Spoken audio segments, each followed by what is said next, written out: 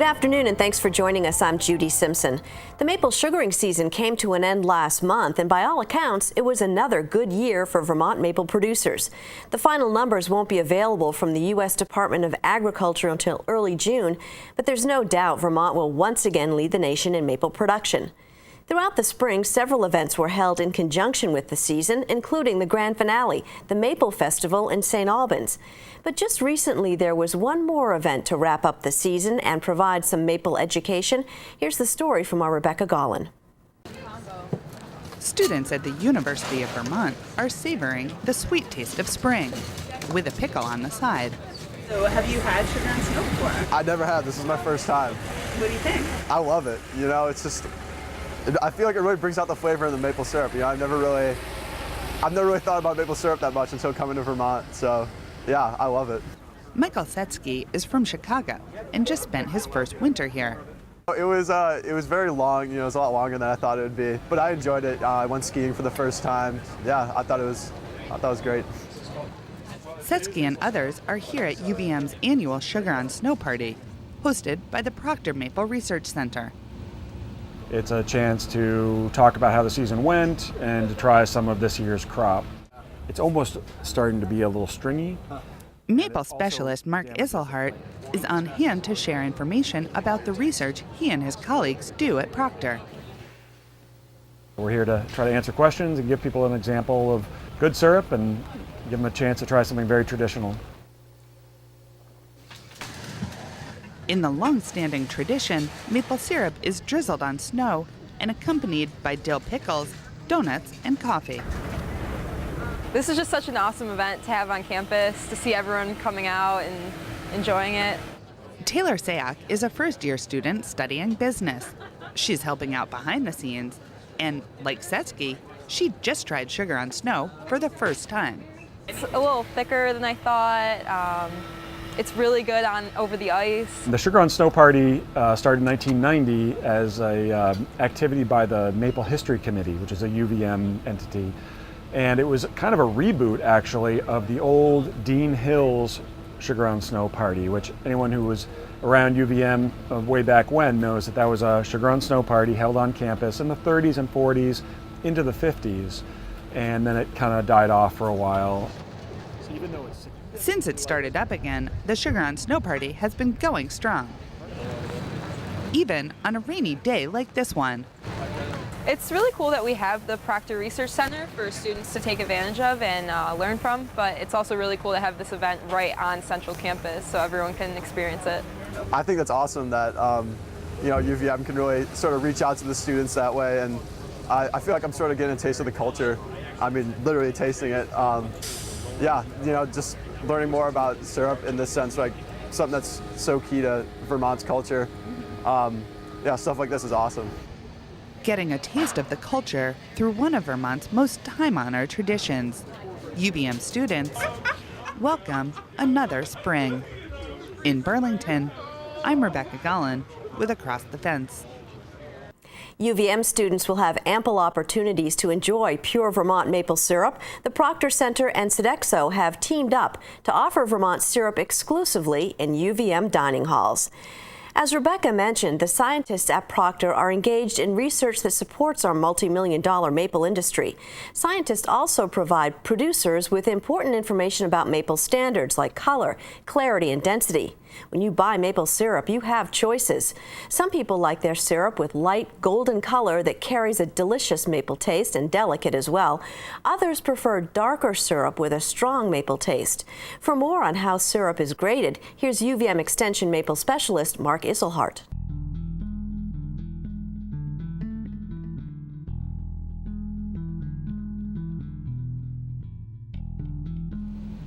Making quality pure maple syrup requires a lot of hard work and careful attention to detail. From the tree to the bottle, many steps are required to produce the high-quality product that sugar makers are known for and customers expect. Hello, this is Mark Isselhardt from the University of Vermont Extension Maple Program. There are 4 grades of pure maple syrup that can be sold in a retail container. They are golden color, delicate taste, amber color, rich taste, dark color, robust taste, and very dark color, strong taste. It is up to the producer, or whomever's name appears on the retail container, to correctly identify which grade their syrup falls. While color and flavor are the two most distinguishing characteristics of maple syrup, all syrup must meet the legal standard in 4 categories: color, clarity, flavor, and density. This video will cover the basics of color grading maple syrup. Assuming a sample of syrup has been properly graded and meets the minimum standards for clarity, flavor, and density, it is the color that determines the grade. There are defined ranges of color for each of the 4 grades of maple syrup. Color grading maple syrup essentially means placing a sample of syrup correctly into one of 4 ranges of color. Syrup must be as light or lighter than the low end of the color grade in which it falls, and not whichever grade it appears closest to.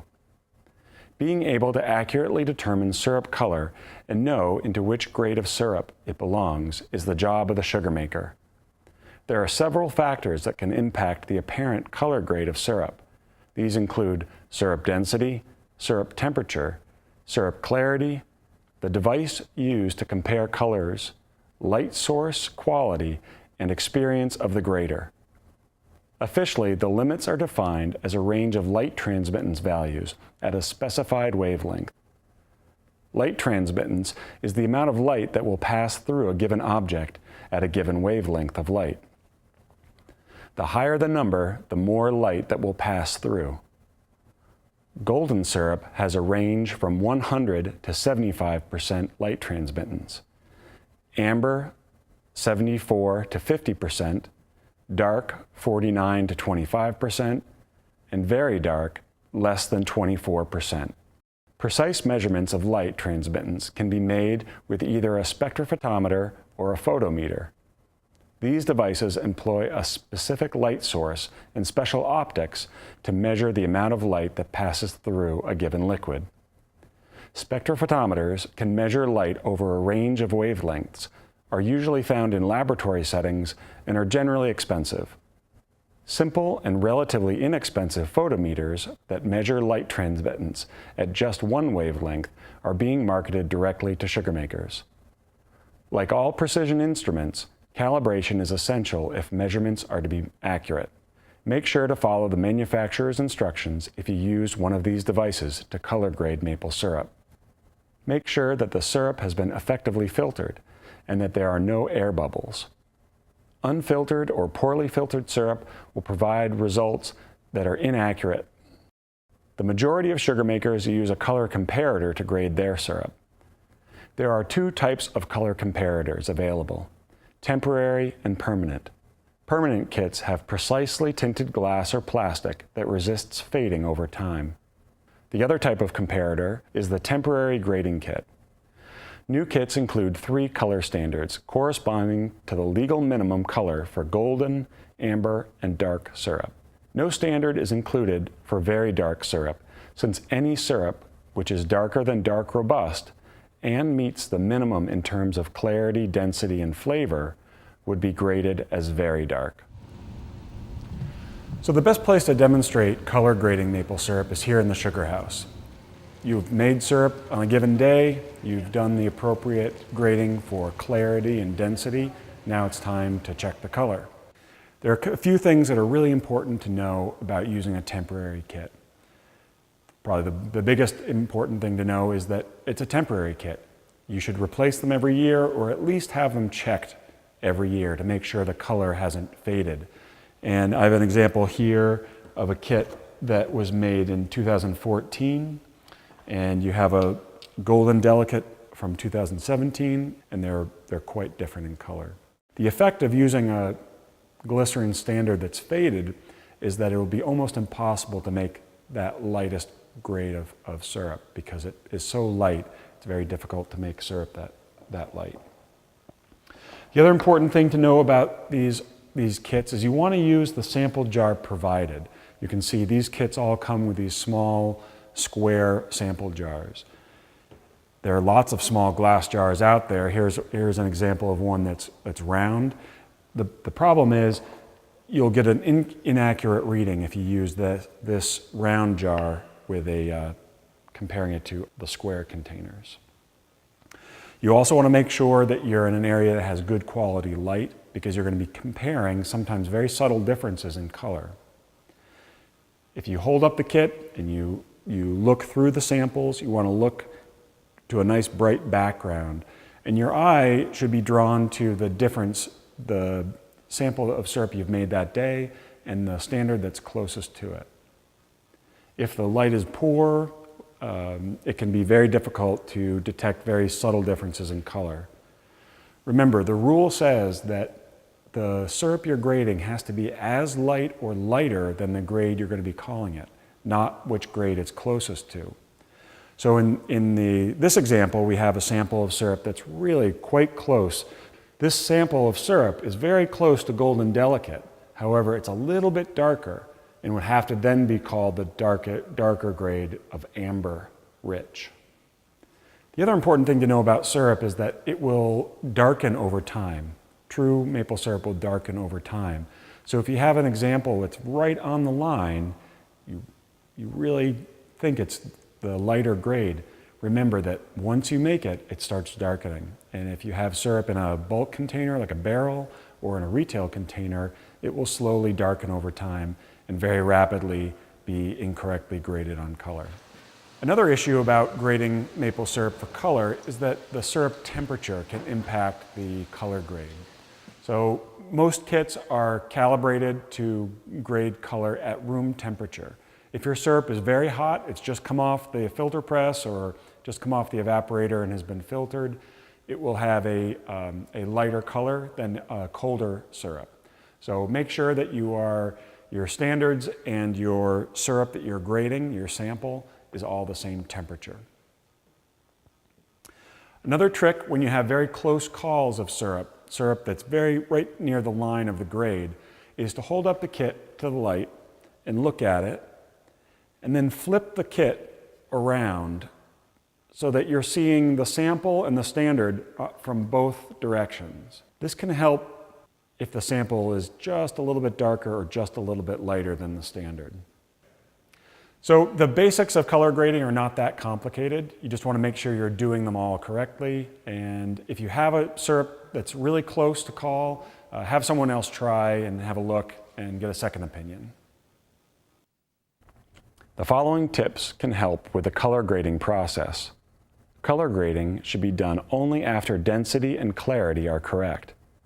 Have temporary grading kits checked with a permanent kit annually to ensure color has not faded. Keep temporary kits covered in a cool, dark location. Always use the correct sample jar or vial. Syrup will tend to darken over time. Keep this in mind when grading syrup very close to the line between two grades. There are several sources of information to help when determining the color grade of syrup. One such source is the North American Maple Syrup Producer's Manual. In it, you will find more detailed instructions for successfully color grading maple syrup. Pure maple syrup is a truly special food product. It takes lots of effort and skill to produce the quality product consumers expect. By accurately grading all the batches of syrup you produce and labeling appropriately, you can make sure that only high-quality syrup reaches a retail consumer. More information on this and other issues related to production of pure maple syrup can be found at the University of Vermont Extension Maple page. On behalf of UVM Extension Maple Program, I'm Mark Isselhardt. Our thanks to Mark, and thank you for watching. I'm Judy Simpson. I'll see you again next time on Across the Fence.